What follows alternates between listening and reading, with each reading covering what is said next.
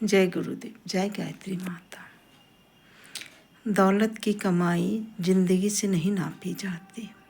इंसान की अंतिम यात्रा बता देती है कि सामने वाला व्यक्ति अपने जीवन में क्या कमाया है।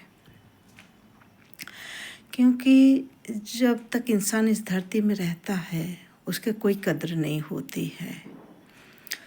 जब वो व्यक्ति इस धरती से चला जाता है तब उसकी अंतिम संस्कार में जितने भी व्यक्ति लोग आते हैं, भीड़ इकट्ठा होती है, उससे पता चल जाता है कि सामने वाला व्यक्ति कैसा था।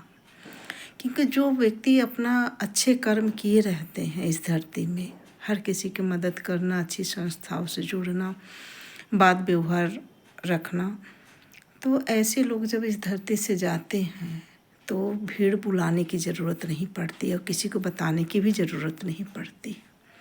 अपने आप भीड़ बढ़ती चली जाती है। जिस भीड़ को देख के लोग अपने आप में अंदाज़ा लगा लेते हैं कि सामने वाला व्यक्ति कितना अच्छा था। उसी जगह में अगर कोई और व्यक्ति होता है जिसने दौलत तो कमाई पर कर्म नहीं कमाया, बिना कुछ किए ही इस धरती से चला गया, तो उसमें भीड़ बहुत ज़्यादा नहीं आती है, क्योंकि उसका ऐसा कर्म था ही नहीं। कुछ ही लोग, कुछ ही परिजन उनके जीवन में आते हैं और अंतिम संस्कार के बाद चले जाते हैं।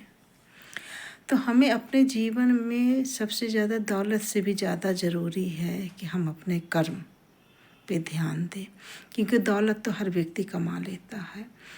दौलत हर व्यक्ति कमाता भी है, अपने बच्चों के लिए बनाते भी हैं, और फिर बच्चे क्या करते हैं, उसको बेच देते हैं, कहीं और चले जाते हैं, फिर वो अपने तरीके से बनाना शुरू करते हैं।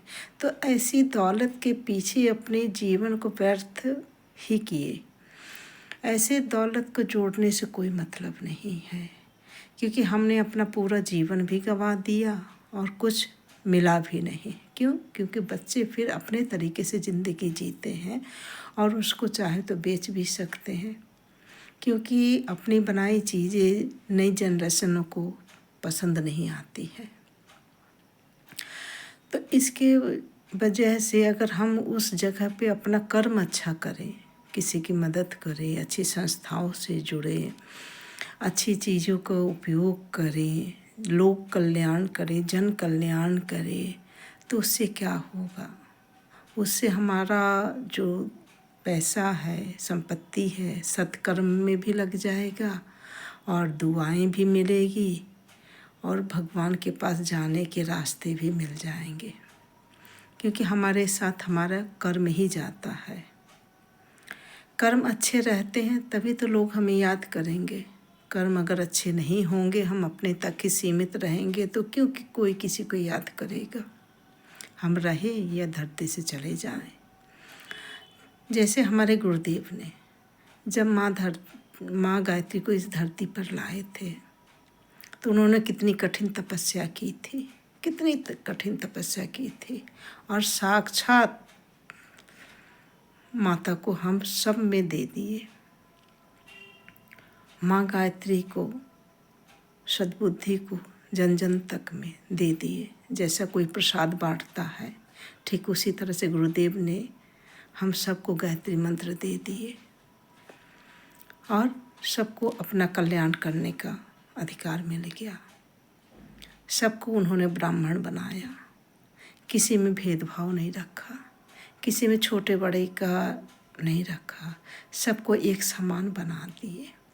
और ये गायत्री परिवार आज इतना विशाल हो गया है, इतना विशाल हो गया है कि जैसे समुद्र के किनारे आप अगर खड़े हो जाएंगे तो जैसे समुद्र का किनारा नहीं दिखाई देता, ठीक उसी तरह से हमारा गायत्री परिवार इतना विशाल है कि इसकी आदमी कल्पना भी नहीं कर सकता।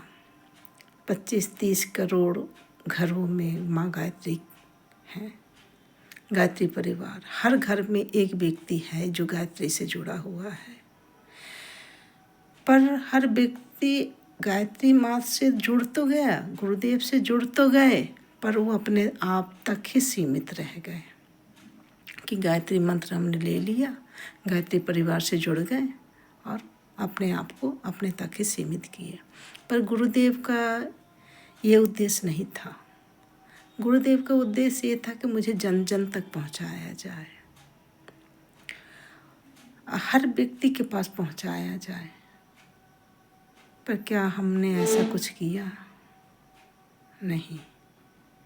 प्रयास हम लोगों का यही रहता है कि हम जन जन तक गुरुदेव को पहुंचाएं, माँ गायत्री को पहुंचाएं, सत्कर्म करें, भलाई करें, बिगड़े हुए बच्चों को सही दिशा में लाएं, नशा मुक्ति केंद्र से जो भी जुड़े हुए हैं, जिनके भी बुरी आदतें लगी हुई हैं, वो भी अपने रास्ते को बदल दे और सही दिशा में आ जाए। ये है गायत्री परिवार और गुरुदेव का संकल्प। इसको पूरा करना है सभी को। जय गुरुदेव, जय गायत्री।